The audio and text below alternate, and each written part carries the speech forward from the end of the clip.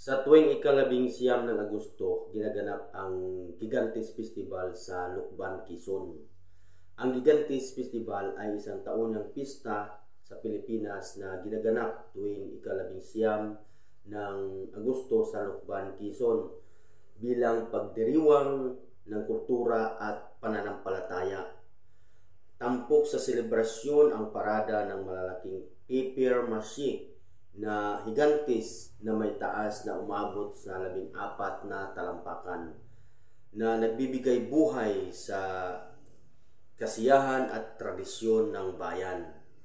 Ang Gigantes Festival ay nagsimula bilang bahagi ng relihiyosong pagdiriwang bilang paggalang sa Corazon de Jesus or Sacred Heart of Jesus.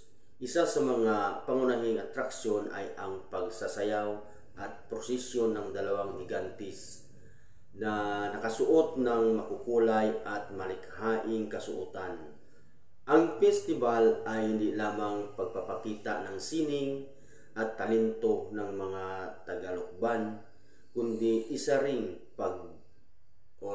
patunay ng kanilang debosyon at pagkakaisa bilang komunidad.